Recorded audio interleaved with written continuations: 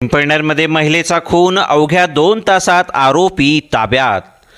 धुळे जिल्ह्यातील साक्री तालुक्यातील वाकी गावात महिलेच्या खुनाची धक्कादायक घटना समोर आली आहे।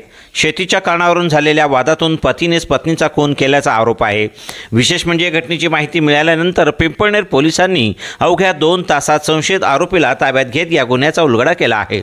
वाकी गावाच्या शिवारातील शेतात एका महिलेचा मृतदेह बेवारस अवस्थेत पडून असल्याची माहिती 10 ऑगस्ट रोजी पिंपळनेर पोलिसांना मिळाली। घटनेचे गांभीर्य लक्षात घेऊन प्रभारी अधिकारी सहाय्यक पोलीस निरीक्षक नामदेव सहारे हे पथकासह तातडीने घटनास्थळी दाखल झाले।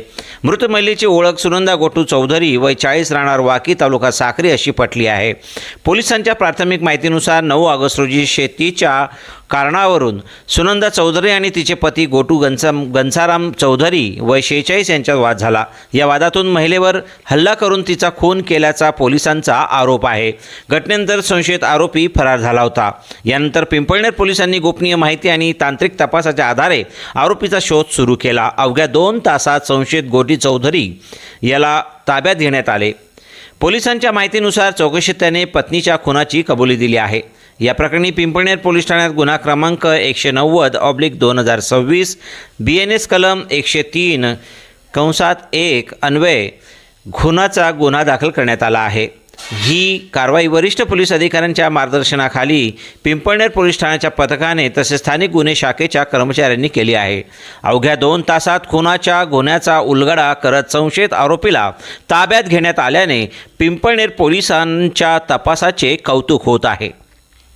INDTV न्यूजसाठी सुभाष जगताप, पिंपळनेर यांचा रिपोर्ट। तुमचं नाव काय?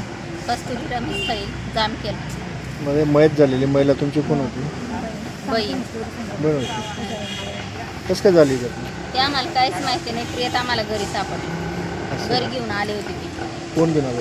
ते काहीच माहिती नाही, फक्त आम्हाला फोन आले होते म्हणून आम्ही तिथं आलो होतो। कोण कोण आलं त्यांच्याबरोबर? त्यांच्याबरोबर कोण कोण? ते काहीच माहिती नाही, फक्त आम्हाला फोन आला होता, आम्ही आलो आणि प्रियत घरात होती।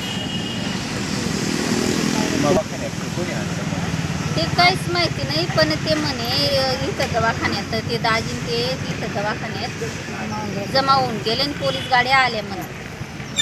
किती वाजता निघाले? आता किती वाजता? 10-11 वाजता आले होते गाडी तिथे।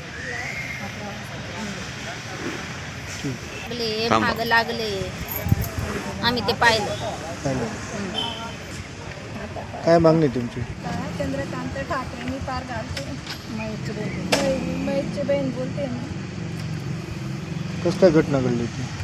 आम्हाला फोनाला काहीच माहीत नाही। आम्हाला घरात फिरीत आणली तेव्हा आम्हाला फोन केलं, तेव्हा आम्ही आलो। कुठं राहायची ती? आम्ही पारगावला। आणि ते कुठं राहायची? वाकीला राहायची।